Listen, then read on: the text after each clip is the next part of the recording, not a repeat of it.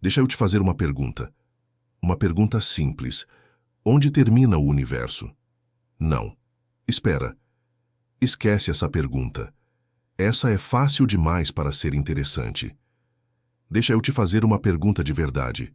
O que está acontecendo agora, nesse exato segundo, dentro do vácuo do espaço que parece completamente vazio entre você e a parede da sala onde você está? Porque a resposta vai mudar a forma como você enxerga tudo. E quando eu digo tudo, eu não estou sendo dramático. Eu estou sendo literalmente preciso. Tudo. O chão embaixo dos seus pés, o ar que você respira, a cadeira onde você está sentado, a matéria que compõe o seu corpo. Tudo vai fazer mais sentido e, ao mesmo tempo, vai fazer muito menos sentido depois que você entender o que a física moderna descobriu sobre a natureza mais profunda da realidade. Então se acomoda, porque essa conversa vai demorar e vale cada segundo. Vamos começar pelo começo. Ou melhor, vamos começar pelo que parece ser o começo. Você já ouviu a expressão o vácuo do espaço, né? Aquela ideia de que o espaço entre os planetas, entre as estrelas, entre as galáxias é vazio. Nada. Zero. O grande nada cósmico. Essa ideia é completamente errada. E não é errada no sentido de, tem algumas partículas de hidrogênio por aí voando. Não. É errada num nível muito mais fundamental. É errada no nível mais básico que a física consegue descrever. Aqui está o problema. A mecânica quântica, que é a teoria mais precisa e mais bem testada que a humanidade já produziu, a mecânica quântica tem um princípio fundamental chamado princípio da incerteza. E esse princípio diz o seguinte: você não pode conhecer com precisão absoluta ao mesmo tempo a posição e o momento de uma partícula. Quanto mais você sabe sobre uma coisa, menos você sabe sobre a outra. Mas esse princípio vai muito além de partículas individuais. Ele se aplica a campos. Ele se aplica ao próprio espaço. E uma das consequências disso é que o verdadeiro vácuo, o vácuo absoluto, onde não há absolutamente nada, esse vácuo viola o princípio da incerteza. Pensa comigo. Se não há nada, então o valor do campo eletromagnético nessa região é exatamente zero. E se é exatamente zero, eu sei exatamente qual é o valor do campo. E se eu sei exatamente o valor do campo, eu violei a incerteza. E se violei a incerteza, eu violei a mecânica quântica. E se violei a mecânica quântica, a física explode. Então a física não permite o verdadeiro vácuo. O que a física permite, o que a física exige, é que o espaço seja uma fermentação constante de atividade, uma ebulição de flutuações, um caos ordenado de energia surgindo e desaparecendo em escalas de tempo tão pequenas que a nossa intuição simplesmente não consegue processar. E nessa fermentação, nessa turbulência quântica do espaço vazio, algo extraordinário acontece. Pares de partículas surgem do nada. Uma partícula e sua antipartícula aparecem juntas, existem por uma fração de tempo incrivelmente pequena e depois se aniquilam mutuamente, somem, devolvem a energia de volta para o vácuo. Essas são as chamadas partículas virtuais. E o nome é um pouco enganoso porque parece que elas não são reais. Mas elas são. Elas têm efeitos mensuráveis. Elas têm consequências físicas que a gente mede em laboratório com precisão incrível. E o exemplo mais bonito disso tem um nome: efeito Casimir. Henrik Casimir era um físico holandês que, em 1948, fez uma previsão extraordinária. Ele disse o seguinte: pega duas placas metálicas, coloca elas paralelas uma para a outra, coloca elas num vácuo perfeito, sem ar, sem poeira, sem nada. E então, afasta elas pouquíssimo, nanômetros. Que o que vai acontecer? A previsão de Casimir foi que essas duas placas vão se atrair. Vão ser puxadas uma em direção à outra por uma força que não é gravitacional, que não é eletromagnética, que não é nenhuma das forças que a gente conhece da física clássica. É uma força que vem do vácuo quântico. Por que isso acontece? Porque entre as placas, o espaço é limitado. As flutuações quânticas entre as placas têm restrições sobre quais comprimentos de onda são possíveis. Mas fora das placas não há restrições. Então fora das placas há mais flutuações do que dentro. E esse desequilíbrio cria uma pressão. E essa pressão empurra as placas uma em direção à outra. E sabe o que é mais incrível? Isso foi medido, em laboratório. Com precisão extraordinária. O efeito Casimir é real. O vácuo quântico é real. As partículas virtuais existem. Então, quando alguém te disser que o espaço entre as estrelas é vazio, você sabe que está diante de alguém que nunca estudou física quântica de verdade. O espaço não é vazio. O espaço é uma fervura constante de possibilidades. E agora vem a parte que vai dobrar a sua mente ao meio. Esses pares de partículas virtuais que surgem e desaparecem, esses pares estão conectados entre si. E quando eu digo conectados, eu não estou falando de uma força. Não estou falando de um campo. Estou falando de algo muito mais estranho e muito mais profundo. Eles estão entrelaçados quanticamente. Vamos falar sobre entrelaçamento quântico, porque essa é uma das ideias mais revolucionárias da física moderna, e a maioria das pessoas não entende o que ela realmente significa. Entrelaçamento quântico não é duas partículas se comunicando à distância, não é magia, não é misticismo. É algo mais estranho do que qualquer uma dessas coisas. Aqui está o que acontece. Quando duas partículas interagem de certa forma, elas podem se tornar entrelaçadas. E quando estão entrelaçadas, o estado quântico de uma não pode ser descrito independentemente do estado da outra. Elas formam um único sistema quântico, não importa o quão separadas no espaço elas estejam. E o que isso significa na prática? Significa que se você mede uma propriedade de uma partícula e obtém um resultado, instantaneamente, a outra partícula correlacionada vai exibir o resultado correspondente. Não importa se ela está do outro lado do laboratório. Não importa se ela está do outro lado do planeta. Não importa se ela está do outro lado do universo observável. Albert Einstein odiava essa ideia. Ele chamou de ação fantasmagórica à distância. Ele achava que era impossível. Ele passou anos tentando provar que o entrelaçamento quântico era algum tipo de ilusão, que havia alguma variável escondida que explicava as correlações sem precisar de nenhum efeito à distância. Mas Einstein estava errado. E John Bell, um físico irlandês, em 1964 desenvolveu um teorema matemático que estabelecia como você poderia testar experimentalmente se Einstein tinha razão. E quando os experimentos foram feitos, o resultado foi claro. O entrelaçamento é real. Não há variáveis escondidas. Não há explicação clássica. A ação fantasmagórica à distância existe. Mas o que isso tem a ver com o tecido do espaço-tempo? Muito mais do que você imagina. Nos últimos anos, físicos como Juan Maldacena, Mark van Humsdonck e outros estão desenvolvendo uma ideia extraordinária.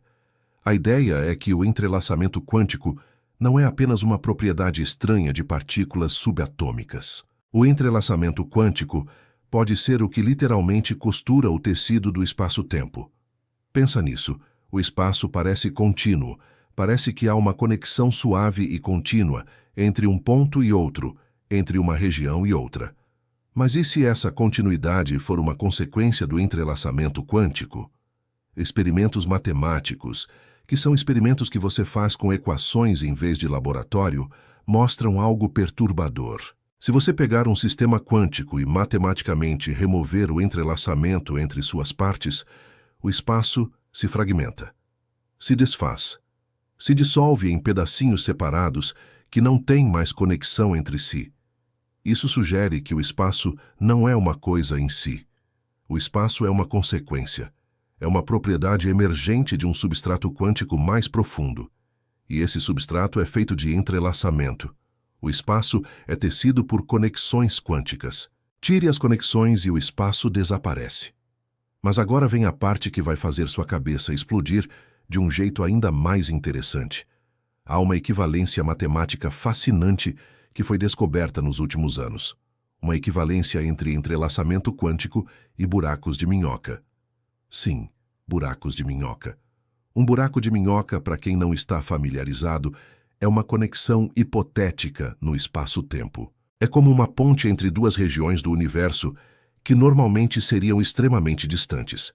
Você entra por um lado, sai pelo outro, e percorreu muito menos distância do que teria percorrido indo pelo caminho normal. Durante muito tempo, buracos de minhoca foram considerados ficção científica. Solução matemática das equações de Einstein, sim, mas fisicamente?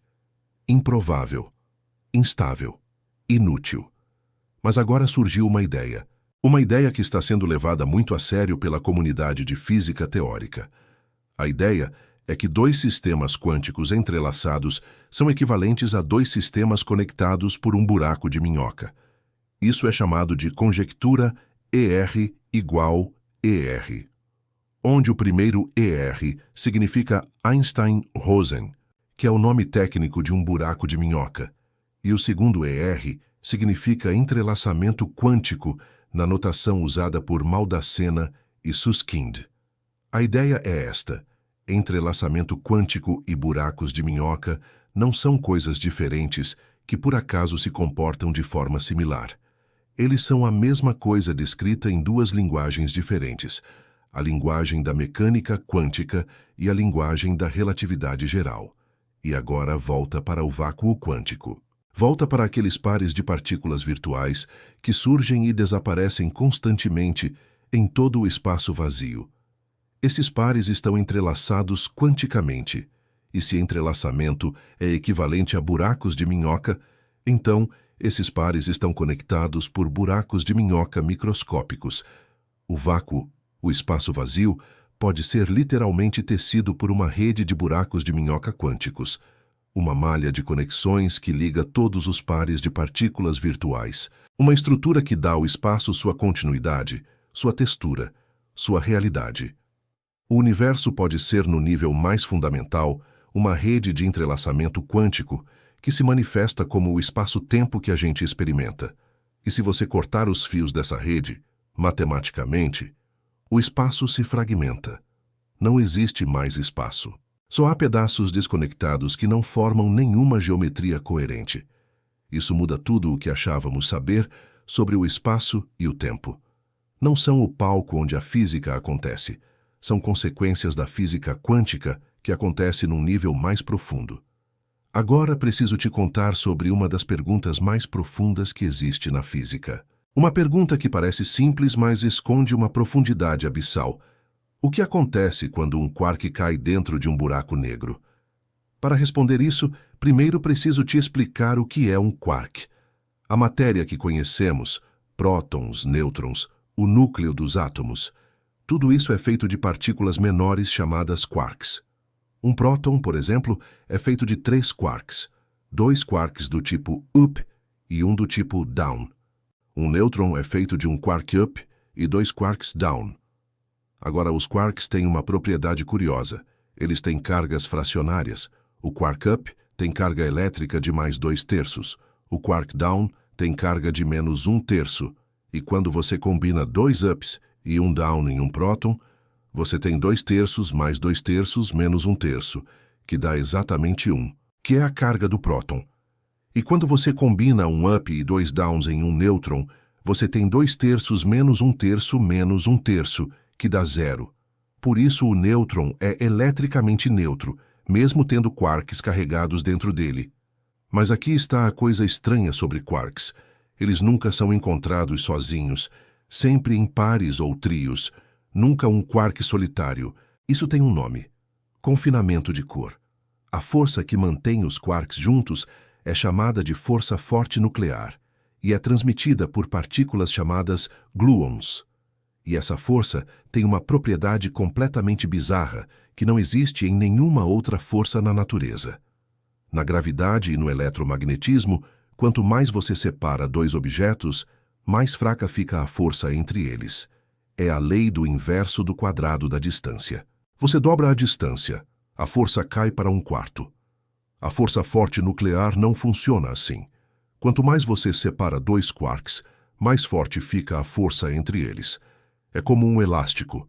Quanto mais você estica, maior a resistência. E quando você estica demais, o elástico arrebenta. Mas quando ele arrebenta, em vez de você ter dois quarks separados, o que acontece é que a energia do elástico se converte em 2 novos quarks. E agora você tem 4 quarks, sempre em pares ou trios. O confinamento é absoluto. Então, o que acontece quando um par de quarks se aproxima de um buraco negro? Imagina, você tem um quark e um antiquark orbitando um buraco negro. As forças gravitacionais são tão intensas que elas começam a separar o par. À medida que eles se afastam, a força forte aumenta. Eventualmente, o elástico arrebenta, e quando arrebenta, em vez de liberar os quarks, produz novos quarks. Você pode acabar com uma nuvem de quarks e antiquarks sendo continuamente produzidos enquanto a matéria cai no buraco negro. Mas ninguém sabe com certeza o que acontece depois disso. Porque ninguém sabe o que acontece no interior de um buraco negro. Ninguém sabe o que acontece na singularidade. E isso nos leva a algo que é ao mesmo tempo humilhante e emocionante. Há coisas que a física atual simplesmente não consegue responder. A singularidade de um buraco negro é um lugar onde a relatividade geral de Einstein, que é nossa melhor teoria de gravidade, coloca as mãos no ar e diz: não sei mais o que está acontecendo. As equações chegam a infinito. A curvatura do espaço-tempo vai para infinito. Uma divisão por zero. Existe até um jeito de calcular um número chamado curvatura escalar, que mede o quanto o espaço-tempo está torcido numa dada região. Perto de um buraco negro normal, esse número é grande, mas finito. Na singularidade, ele vai para infinito. E não vai devagar. Vai para infinito como a sexta potência do inverso da distância ao centro. É tão rápido que a matemática simplesmente para de funcionar. É o limite do nosso conhecimento. É onde a física conhecida deixa de ser aplicável. Há ideias, há hipóteses. Uma delas são os chamados fuzzballs, a ideia de que não há uma singularidade de verdade no centro dos buracos negros, que a matéria que cai no buraco negro se distribui de forma mais difusa, mais suave, formando um objeto fuzzy, um objeto esfumaçado, sem a dureza infinita de uma singularidade pontual. Se os fuzzballs existem, talvez o problema dos quarks seja diferente. Talvez eles nunca cheguem a uma singularidade real. Talvez a física continue funcionando, mesmo que seja uma física que ainda não entendemos completamente. Agora preciso te contar sobre uma catástrofe. Não uma catástrofe física, mas uma catástrofe matemática. Uma catástrofe teórica que aconteceu no final do século XIX e que mudou a física para sempre. Era final do século XIX.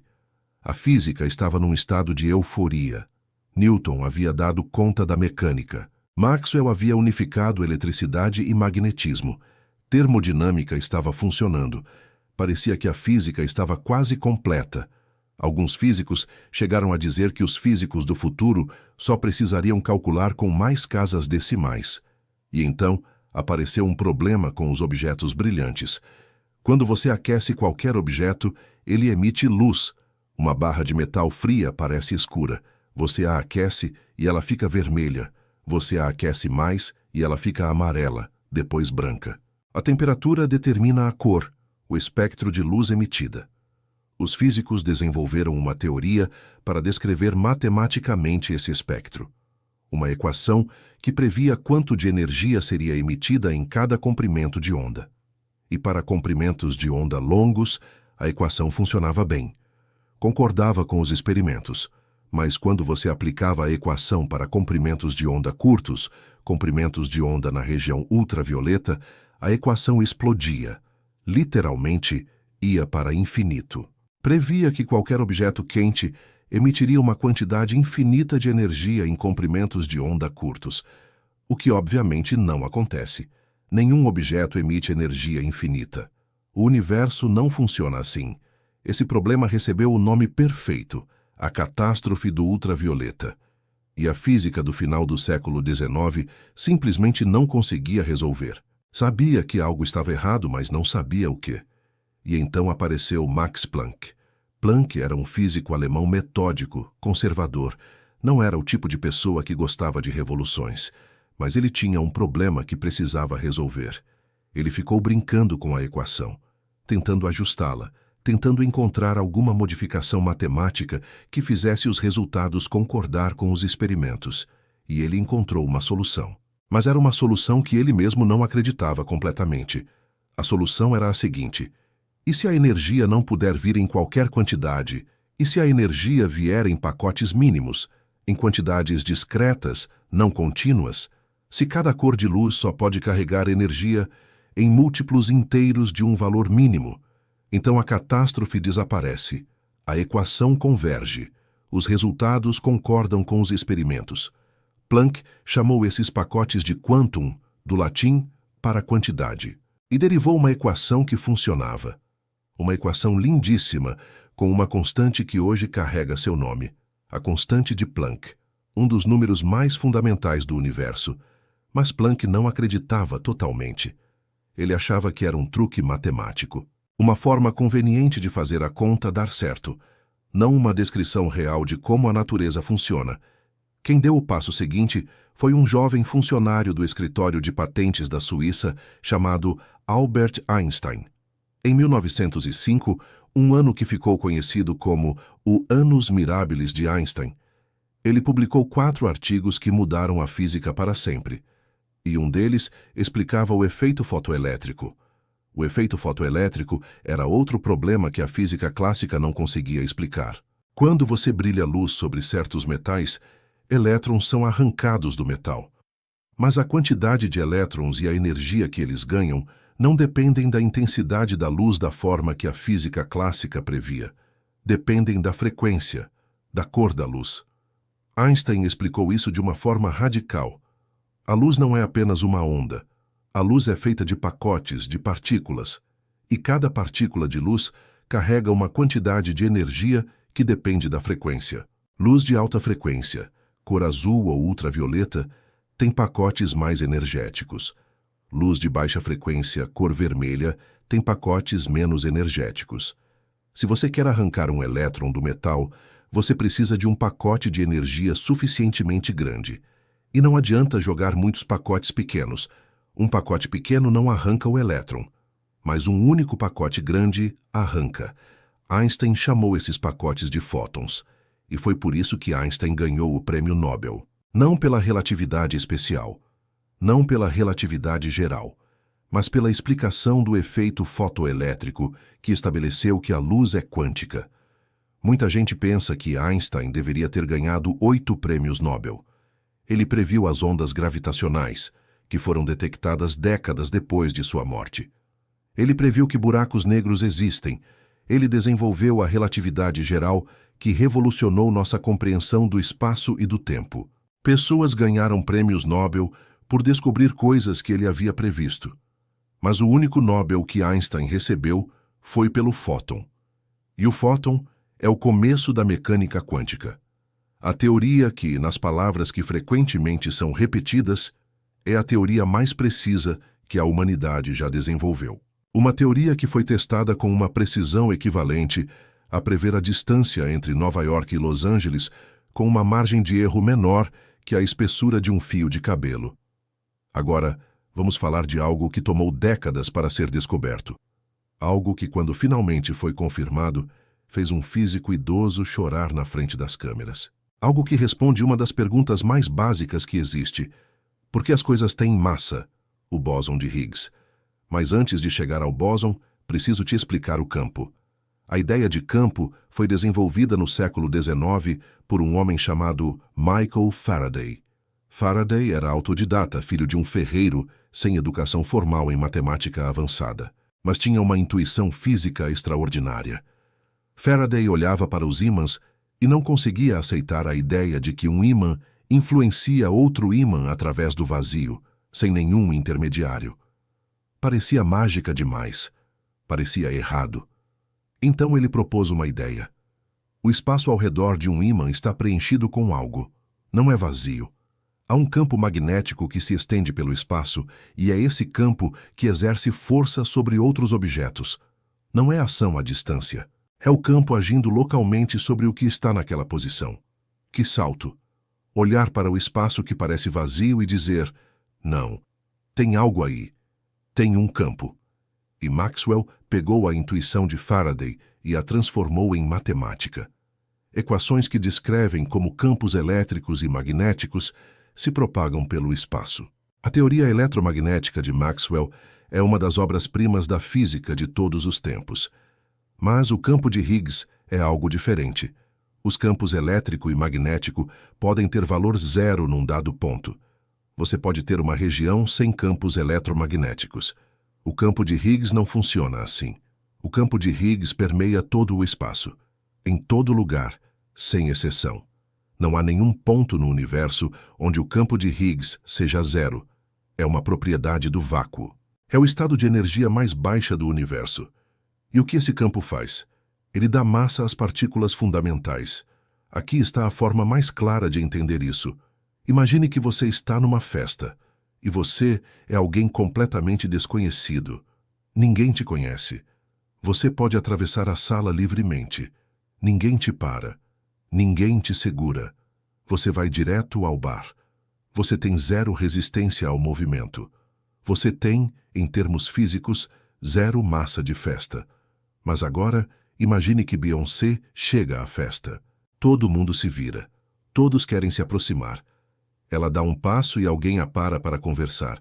Ela dá outro passo e outro admirador aparece. Ela praticamente não consegue se mover. Cada passo é uma negociação.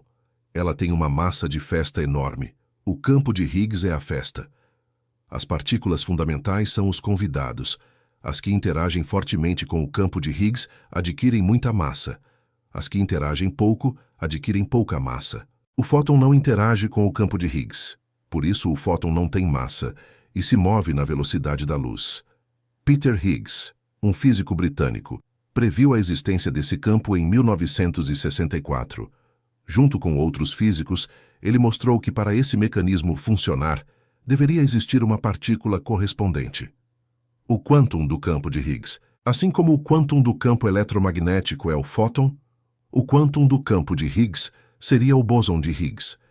E procurar esse bóson tornou-se um dos grandes objetivos da física experimental do século XX e começo do século XXI. Mas encontrar o bóson de Higgs exige energia. Muita energia. Porque para fazer o campo de Higgs vibrar o suficiente para cuspir uma partícula, você precisa colidir outras partículas com energia enorme.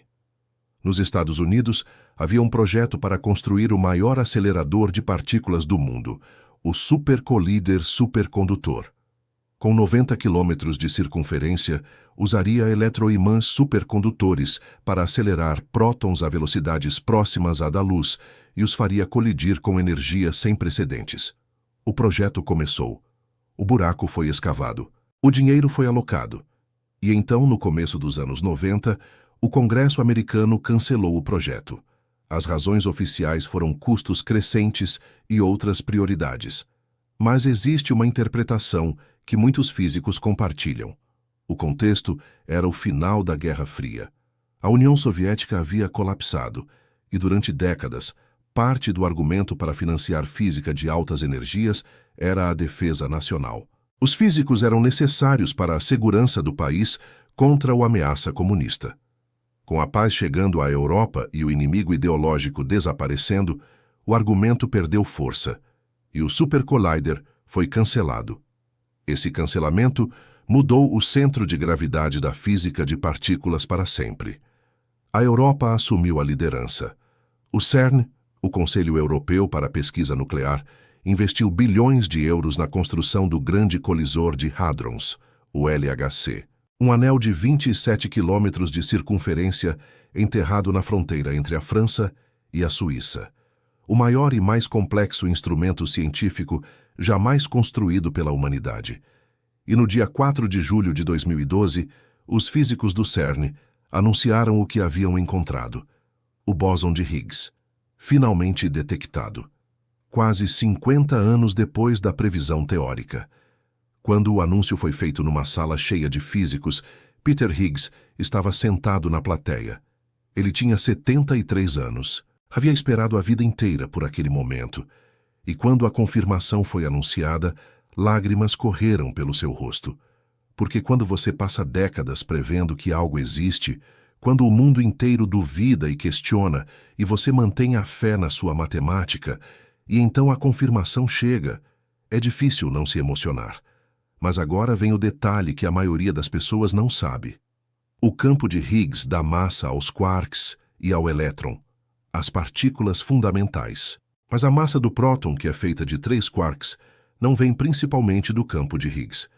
Se você pegar um livro de dados de partículas, a Bíblia dos físicos de partículas, e olhar a massa de um quark up e um quark down, e somar as massas dos 2 quarks up e um quark down que compõem um próton, você vai chegar a um número muito menor do que a massa do próton.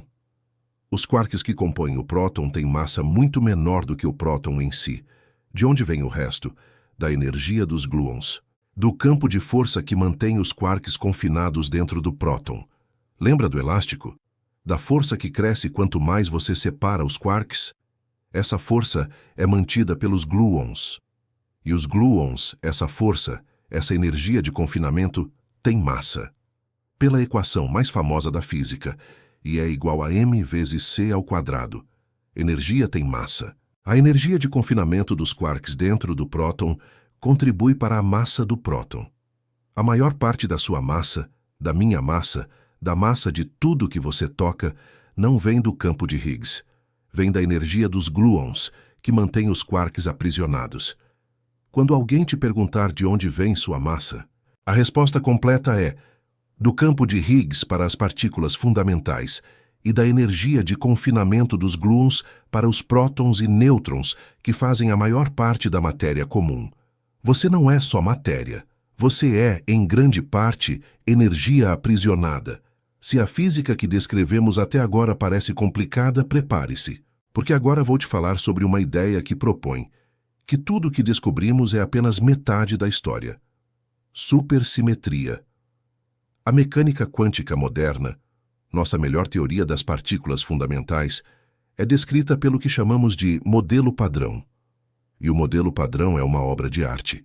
É uma estrutura matemática elegante que descreve todas as partículas que conhecemos e 3 das 4 forças fundamentais do universo. No modelo padrão, as partículas se dividem em 2 grandes grupos. Os férmions, que são os tijolos da matéria, os quarks e os leptons, e os bósons, que são os portadores das forças. Você tem elétrons, muons e taus. Você tem os neutrinos correspondentes. Você tem os quarks em suas 6 versões. E você tem os bósons de força. O fóton para o eletromagnetismo, os gluons para a força forte e os bósons W e Z para a força fraca. E existe uma estrutura linda aí. As partículas aparecem em 3 famílias, 3 gerações, como se a natureza tivesse feito o mesmo padrão 3 vezes, em escalas de energia crescentes. A primeira geração, elétron, neutrino do elétron, quark up, quark down. Essa é a geração da matéria estável que compõe tudo ao redor. A segunda geração, muon, neutrino do muon, quark charm, quark strange. Mais pesadas, instáveis, precisam de aceleradores para aparecer. A terceira geração, tau, neutrino do tau, quark top, quark bottom, as mais pesadas de todas. Essa estrutura é linda, é simétrica, é elegante. E a supersimetria propõe que essa elegância pode ser levada um passo além. Existe um tipo de simetria matemática chamada simetria interna, e quando os físicos investigaram quais simetrias são possíveis numa teoria quântica, encontraram que existe apenas uma, extensão não trivial das simetrias que já conhecemos. E essa extensão é a supersimetria. A supersimetria diz que para cada partícula do modelo padrão deve existir uma partícula parceira, uma partícula com as mesmas propriedades, mas com spin diferente. Cada férmion tem um parceiro bosônico. Cada bóson tem um parceiro fermiônico. Isso dobra o número de partículas. Você tem elétron e selectron, quark e squark, neutrino e sneutrino, fóton e fotino, gluon e gluíno. Parece que alguém pegou a lista de partículas e começou a inventar nomes, mas não é isso. É matemática pura. A supersimetria exige esses parceiros. Se a simetria existe, os parceiros têm que existir. E aqui vem o detalhe fascinante. A supersimetria também resolve um problema chamado problema da hierarquia. Sem entrar nos detalhes técnicos, o modelo padrão tem uma instabilidade matemática. A massa do bóson de Higgs deveria ser arrastada para valores enormes por contribuições quânticas, mas não é. Alguma coisa cancela essas contribuições com uma precisão extraordinária. E a supersimetria fornece essa cancelação de forma natural elegante. Então a supersimetria resolve o problema da hierarquia e dobra as partículas. 2 resultados com uma teoria. Muito eficiente. Mas onde estão esses parceiros supersimétricos? Por que não os vemos? A resposta é que devem ser muito mais massivos do que as partículas do modelo padrão. Devem ter massas tão grandes que precisaríamos de aceleradores de energia muito alta para produzi-los. Era exatamente isso que o supercolíder supercondutor americano deveria fazer. E é exatamente o que o LHC do CERN está tentando fazer. E aqui vem a parte que os físicos precisam encarar com honestidade. Até agora, o LHC não encontrou nenhuma evidência de supersimetria. Depois de anos operando e analisando trilhões de colisões, nenhum parceiro supersimétrico apareceu. Isso não significa que a supersimetria está morta. Significa que os parceiros são mais pesados do que esperávamos, ou que nossa versão específica da supersimetria estava errada nos detalhes. Mas é um alerta sério. Quando eu era estudante, a supersimetria parecia certa de ser confirmada no LHC. Era quase uma certeza. E aqui estamos, sem evidências experimentais. A ciência é assim. Às vezes, a teoria mais elegante está errada. Há uma frase atribuída a Thomas Huxley.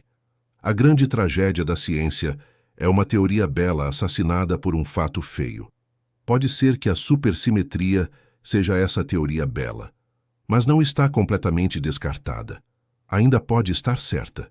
Ainda pode estar esperando em energias maiores.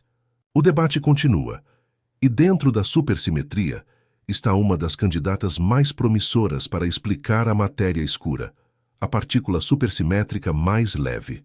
Fale em matéria escura para uma pessoa comum, e ela vai imaginar alguma substância sombria e misteriosa. Algo de ficção científica, algo que provavelmente não existe. Mas a matéria escura existe. Temos certeza. O que não sabemos é o que ela é. Aqui está como sabemos que existe. No final dos anos 60 e começo dos anos 70, uma astrônoma chamada Vera Rubin estava estudando a rotação das galáxias. Ela esperava encontrar que as estrelas nas bordas externas das galáxias orbitariam mais devagar do que as estrelas perto do centro, assim como Plutão orbita o Sol mais devagar do que Mercúrio. Quanto mais longe do centro de gravidade, mais lenta a órbita. É física básica de Newton. Mas o que ela encontrou foi completamente diferente. As estrelas nas bordas das galáxias orbitavam na mesma velocidade que as estrelas perto do centro.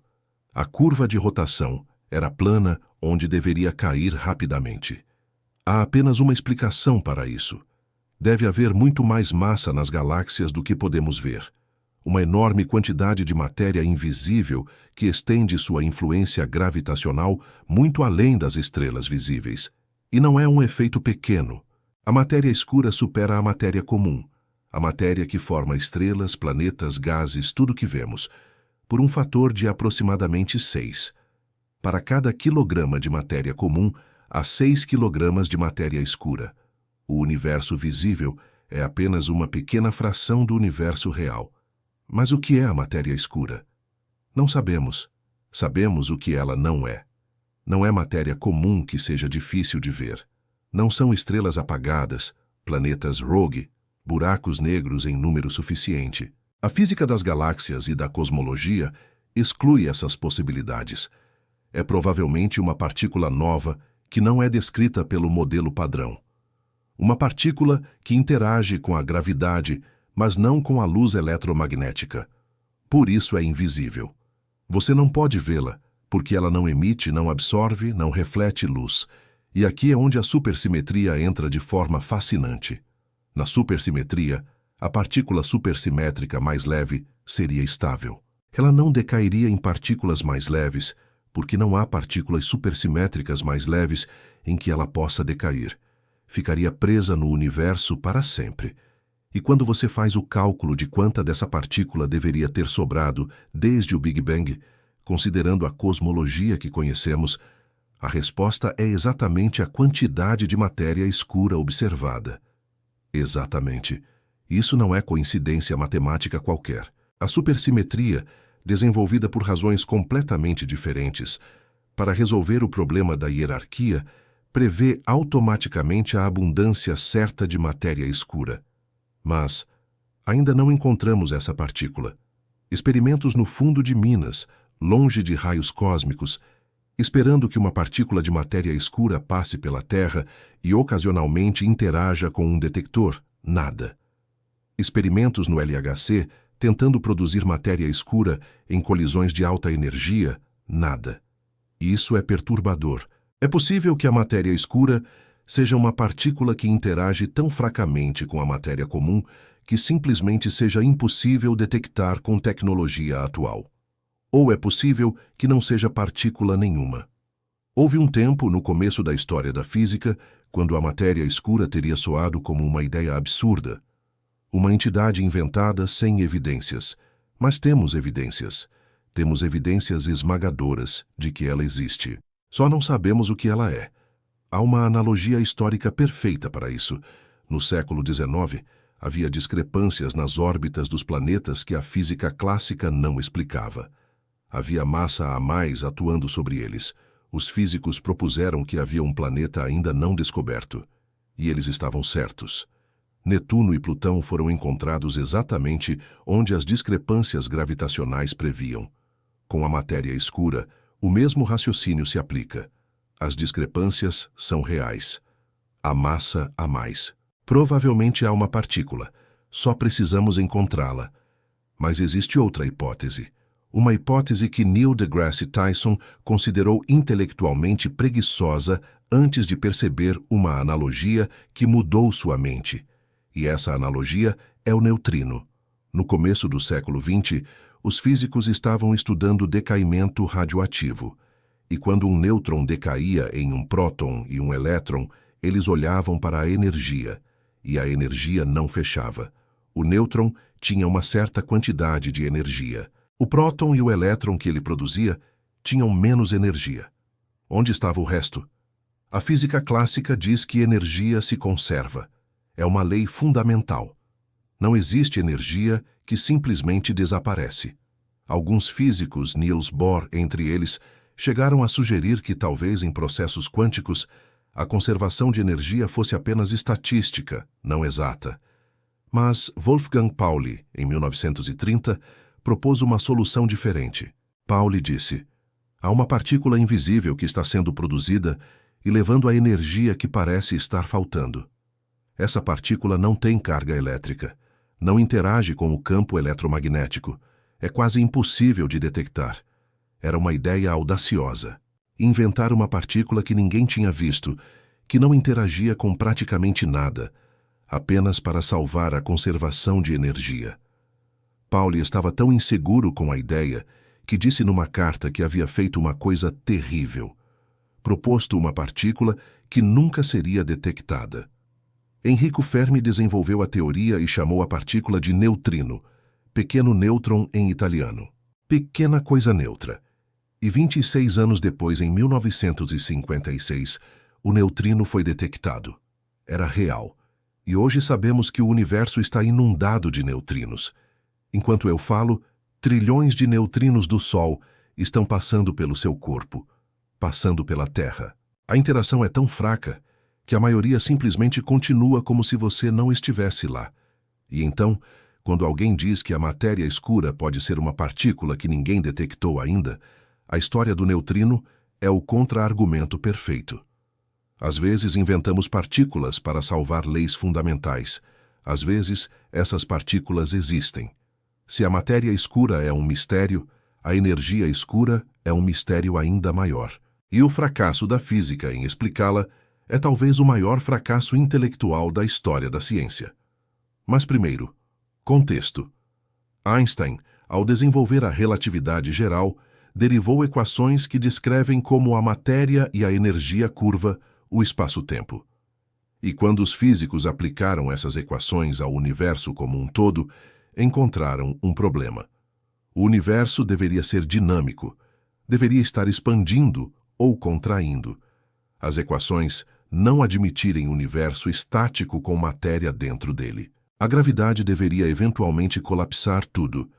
Einstein, que acreditava num universo estático e eterno, como a maioria dos físicos de sua época, ficou incomodado. Então ele adicionou um termo às suas equações, um termo que ele chamou de constante cosmológica, uma espécie de repulsão cósmica que equilibraria a atração gravitacional e permitiria um universo estático. Era matematicamente legítimo. Não havia razão para excluir esse termo. Era como uma constante de integração no cálculo. Poderia estar aí ou poderia ser zero. Quando Edwin Hubble, nos anos 20, mostrou que as galáxias estão se afastando umas das outras, que o universo está de fato se expandindo, Einstein tirou a constante cosmológica e disse que havia sido o maior erro de sua vida. Mas a história deu uma virada irônica.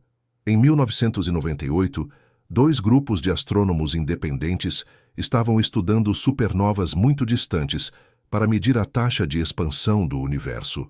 E o que esperavam encontrar era que a expansão estava desacelerando. A gravidade deveria estar freando a expansão. O universo deveria estar ficando mais lento. O que encontraram foi o oposto completo. A expansão está acelerando. O universo está se expandindo cada vez mais rápido. Há alguma coisa no tecido do espaço que está empurrando tudo para longe, contrariando a gravidade. E essa coisa, seja lá o que for, recebeu o nome de energia escura. A estimativa atual é que a energia escura compõe aproximadamente 68% do universo. A matéria escura compõe 27%. E tudo que você já viu, todas as estrelas, todas as galáxias, todo o gás interestelar, você, eu, este planeta, este sistema solar, toda a matéria comum, compõe apenas 5% do universo. 95% do universo é completamente incompreendido. E o fracasso da física é o seguinte: a mecânica quântica, a nossa teoria mais precisa, deveria ser capaz de prever a quantidade de energia escura. Deveria ser capaz de calcular a densidade de energia do vácuo quântico, aquela fermentação de flutuações de que falamos antes, e comparar com o que observamos. Quando você faz esse cálculo, o resultado é errado por um fator de 10 elevado à potência de 120. Isso é maior do que um Google. Um Google é 10 elevado a 100. O erro na previsão da energia escura é maior do que um Google. É o maior desacordo entre teoria e experimento na história da física. É o maior erro de previsão quantitativa que qualquer teoria científica já produziu. E o que isso nos diz? Nos diz que algo está fundamentalmente errado na forma como aplicamos a mecânica quântica à gravidade. A mecânica quântica funciona maravilhosamente para o eletromagnetismo, para a força forte, para a força fraca. Mas quando você tenta aplicá-la à gravidade, algo explode. Isso é o sinal mais claro que temos de que precisamos de uma física nova. Uma física que vá além da mecânica quântica e da relatividade geral. Uma física que as unifique de forma coerente. E a busca por essa física é a grande empreitada intelectual do nosso tempo. A teoria das cordas é, dependendo de como você olha, a teoria mais elegante já concebida ou a ideia mais ambiciosa que ainda está esperando para ser confirmada. A teoria propõe que as partículas fundamentais não são pontos, são cordas, loops minúsculos de energia vibrante. E diferentes modos de vibração dessas cordas correspondem a diferentes partículas. Um modo de vibração é um elétron, outro modo é um fóton, outro modo é um quark. A teoria unifica toda a física numa única estrutura matemática. E ao contrário de todas as outras teorias, quando você faz as contas da teoria das cordas, ela automaticamente inclui a gravidade. A gravidade emerge da teoria das cordas naturalmente, sem precisar ser enfiada de fora. Isso é extraordinário, porque unificar a mecânica quântica com a gravidade foi um problema que derrotou os maiores físicos do século XX. A teoria das cordas parece fazer isso, mas tem um preço. A teoria das cordas tem uma equação de consistência. Para que a matemática faça sentido, para que certas quantidades matematicamente iguem zero e o universo não seja contraditório, o número de dimensões do espaço-tempo tem que ser 10. 10 dimensões, não 4. A equação é simples e brutal. Há um produto de dois fatores. Um fator é complicado, nunca é zero. O outro fator é o número de dimensões menos 10. Para o produto ser zero, o número de dimensões precisa ser 10. Isso não é uma escolha, não é uma pressuposição, é o que a matemática exige. Então, onde estão as outras 6 dimensões? A resposta é que elas estão enroladas em si mesmas, compactadas em estruturas tão pequenas que não podemos percebê-las com nenhum instrumento atual. A escala em que essas dimensões extras existiriam é a escala de Planck, aproximadamente 10 elevado a menos 35 metros. A menor escala de comprimento que tem significado físico. Para ter uma ideia do quão pequeno isso é, um próton tem cerca de um Fermi, que é 10 elevado a menos 15 metros. A escala de Planck é 20 ordens de magnitude menor que o próton. Não temos ferramentas para explorar essa escala. Talvez nunca tenhamos, mas há uma possibilidade de teste indireto. A lei gravitacional de Newton diz que a força gravitacional cai com o inverso do quadrado da distância. Essa forma específica, o inverso do quadrado, é uma consequência de estarmos em 3 dimensões de espaço. Em 3 dimensões, a superfície de uma esfera cresce com o quadrado do raio. Então a força se distribui e cai com o inverso do quadrado. Se há dimensões extras, mesmo compactadas, a lei do inverso do quadrado pode sofrer desvios em distâncias muito pequenas. Em escalas próximas ao tamanho das dimensões extras, a gravidade se comportaria de forma diferente. Experimentos já foram feitos medindo a gravidade em distâncias muito pequenas. Até agora, nenhum desvio foi encontrado. As dimensões extras, se existem, são menores do que o que esses experimentos conseguem explorar. Mas experimentos mais precisos são possíveis. Talvez algum dia encontremos o desvio. Dentro da teoria das cordas, há um conceito chamado brana. Uma brana é uma generalização de membrana para mais dimensões. Assim como uma membrana é um objeto bidimensional, uma brana pode ser um objeto com 3, 4, 5 ou mais dimensões espalhando-se pelo espaço de dimensões superiores. E a ideia que surgiu é fascinante. Nosso universo pode ser uma brana quadridimensional flutuando num espaço de dimensões superiores. Um espaço que pode conter outras branas, outros universos paralelos ao nosso, como 2 fatias de pão num pão de forma. Cada fatia é um universo. Elas existem lado a lado no espaço das dimensões extras, mas não se tocam. E o que acontece com as forças? O eletromagnetismo, a força forte, a força fraca, todas elas são confinadas à nossa brana. Os fótons não conseguem escapar. Os gluons não conseguem escapar. Tudo que conhecemos está preso na nossa fatia de pão. Mas a gravidade é diferente. A gravidade, na teoria das branas, não está confinada. Ela pode vazar para o espaço de dimensões superiores. Pode se comunicar com outras branas. E aqui vem a pergunta que pode mudar tudo. Se a matéria escura é matéria ordinária num universo paralelo e a gravidade da matéria desse universo vaza para o nosso, sentiríamos a gravidade sem ver a matéria. Ela seria invisível ao eletromagnetismo, mas visível gravitacionalmente. Seria exatamente o que observamos da matéria escura. Há um problema técnico. Se a matéria escura é num universo adjacente separado por uma dimensão extra, a força gravitacional cairia como o inverso do cubo da distância em vez de o inverso do quadrado. Esse não é o comportamento que observamos, mas é possível ajustar os modelos. É possível inventar geometrias de dimensões extras onde a gravidade efetivamente cai com o inverso do quadrado em escalas grandes, mas tem desvios em escalas pequenas. Modelos assim foram estudados. São difíceis de fazer funcionar nos detalhes, mas não são impossíveis em princípio. É uma ideia que merece investigação. Uma ideia que, se confirmada, mudaria nossa compreensão de qual é o universo total de que fazemos parte. Voltemos à energia escura. Porque há um desenvolvimento recente que está perturbando os cosmólogos de uma forma fascinante. A constante cosmológica de Einstein é chamada constante por razões óbvias. É constante. Não muda com o tempo. É uma propriedade fixa do tecido do espaço-tempo. Mas e se não for constante? Há uma tensão dentro da cosmologia atual chamada tensão de Hubble.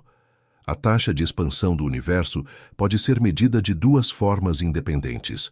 Uma forma usa o fundo cósmico de micro-ondas, a luz do Big Bang, para calcular como o universo deveria estar se expandindo hoje. Outra forma usa supernovas e outras velas padrão para medir diretamente a expansão atual. As duas medidas deveriam concordar. Elas não concordam. E não é uma discrepância pequena dentro das margens de erro. São medidas altamente precisas, com margens de erro pequenas que não se sobrepõem. A taxa de expansão medida diretamente é maior do que a taxa prevista pela cosmologia padrão. Algo está errado. Ou nosso modelo do universo primitivo está errado, ou nossa física de distâncias está errada, ou a física nova que não entendemos. Uma das possibilidades que está sendo seriamente investigada é que a energia escura não é constante, que a constante cosmológica varia com o tempo, que o que parece ser uma constante é, na verdade, um campo dinâmico que muda lentamente ao longo da história cósmica. Esse campo variável seria chamado de quintessência pelos cosmólogos, e ele poderia, em princípio, resolver a tensão de Hubble se seus valores passados forem diferentes dos atuais de uma forma específica. Matematicamente, isso é completamente legítimo. As equações de Einstein permitem contribuições à energia escura que não são constantes. A constante de integração que Einstein adicionou era uma possibilidade, não uma necessidade. Há outras possibilidades que variam com o tempo, e se a constante cosmológica varia, isso seria um sinal adicional de que a gravidade e a mecânica quântica estão mais profundamente conectadas do que pensamos. Um sinal de que, quando finalmente unificarmos as duas teorias, seremos capazes de calcular a energia escura corretamente e entender por que ela tem o valor que tem. E esse seria um dos maiores triunfos intelectuais da história da humanidade. Há algo que precisa ser dito sobre tudo isso, algo que é contra-intuitivo, mas profundamente verdadeiro. A incerteza é uma dádiva. Quando os físicos descobriram que a mecânica quântica previa errado a energia escura por um fator absurdo, a manchete poderia ser: física em colapso. Teoria fundamental falha miseravelmente, mas um físico experiente olha para isso e sente uma coisa diferente: empolgação. Um erro de 10 elevado a 120 não é uma falha pequena. Não é um ajuste fino necessário. É um sinal de que algo fundamentalmente novo está esperando para ser descoberto. É um sinal de que há física que ainda não existe. Física que vai mudar tudo. Os maiores avanços da história da física vieram de discrepâncias. A catástrofe do ultravioleta levou à mecânica quântica. A precession da órbita de Mercúrio, que a física newtoniana não explicava, levou à relatividade geral. A energia faltante no decaimento beta levou à descoberta do neutrino. Cada vez que a física falha em algo, é uma oportunidade. É uma janela. É um dedo apontando para algo novo. E a tensão de Hubble, a falha em prever a energia escura, a falta de evidências de supersimetria, a incompletude de nossa compreensão das singularidades dos buracos negros, tudo isso são janelas. Todas essas são perguntas em aberto que esperam por respostas, e as respostas, quando chegarem, vão mudar a forma como a humanidade entende o cosmos. Há outra coisa que precisa ser dita, sobre as pessoas que construíram esse conhecimento. Planck, que não acreditava completamente na ideia que tinha proposto, mas a propôs mesmo assim. Einstein, que sozinho mudou nossa compreensão do espaço, do tempo, da massa, da energia, da luz, da gravidade. Maxwell, que unificou eletricidade e magnetismo e previu a existência das ondas de rádio antes que elas fossem descobertas. Faraday, o autodidata filho de ferreiro, que teve a audácia de olhar para o espaço vazio e dizer que há algo aí. Higgs, que previu um campo em 1964 e esperou 48 anos para vê-lo confirmado. Vera Rubin, que mediu pacientemente a rotação de galáxias e descobriu que 95% do universo era invisível. Casimir, que previu que placas paralelas no vácuo se atrairiam por uma força do nada. Pauli, que inventou o neutrino de forma que ele mesmo achava absurda. Fermi, que desenvolveu a teoria e deu o nome ao neutrino. E os físicos experimentais e teóricos do CERN, que construíram o maior instrumento científico da história da humanidade e o operaram durante décadas para confirmar a existência do bóson de Higgs. Cada um desses nomes representa décadas de trabalho, décadas de equações, décadas de experimentos, décadas de fracassos antes dos sucessos. E o que eles deixaram não é apenas conhecimento, é um método, uma forma de fazer perguntas, uma forma de testar respostas, uma forma de reconhecer quando você está errado e mudar de direção. A ciência não é uma coleção de verdades absolutas, é um processo de aproximação crescente da verdade. É uma conversa entre o que os humanos imaginam e o que o universo revela quando interrogado com rigor. E essa conversa continua. Vou terminar com algo pessoal, com algo que é ao mesmo tempo humilde e grandioso. Você é feito de quarks. Os quarks dentro dos prótons e nêutrons que formam seus átomos existem porque o universo começou com uma assimetria minúscula entre matéria e antimatéria. Se houvesse exatamente a mesma quantidade dos dois, tudo teria se aniquilado e o universo seria apenas fótons. Mas havia um quark a mais para cada bilhão de quarks, e esse um quark a mais é o que você é. A massa dos prótons e nêutrons dentro de você vem principalmente da energia dos gluons, que mantém os quarks confinados. Você é energia aprisionada. Os elétrons que orbitam seus átomos têm a massa que têm por causa do campo de Higgs, aquele campo onipresente que permeia todo o espaço e cria uma resistência para as partículas que tentam se mover através dele. Os átomos que compõem você foram forjados em estrelas que explodiram bilhões de anos atrás. O carbono no seu corpo foi criado num processo chamado processo triplo-alfa, onde 3 núcleos de hélio se fundem num núcleo de carbono numa reação que só é possível por causa de uma ressonância específica que o físico Fred Hoyle previu antes que fosse descoberta experimentalmente. Você é poeira de estrelas, não metaforicamente, literalmente. Os átomos no seu corpo foram forjados em núcleos estelares e dispersos no espaço por explosões de supernovas. E esses átomos estão conectados por forças que, no nível mais fundamental, podem ser entrelaçamento quântico manifestado como espaço-tempo. O chão sob os seus pés, o ar em seus pulmões, a luz nos seus olhos, tudo isso é uma manifestação de padrões de entrelaçamento quântico num nível tão profundo que ainda não sabemos como descrevê-lo completamente. E dentro do seu crânio há 1,5 kg de matéria orgânica, que consegue não apenas sobreviver neste universo, mas entender como ele funciona. Consegue derivar equações que prevêem o comportamento de partículas que nunca foram vistas. Consegue construir instrumentos que detectam ondas gravitacionais produzidas por buracos negros a bilhões de anos-luz de distância.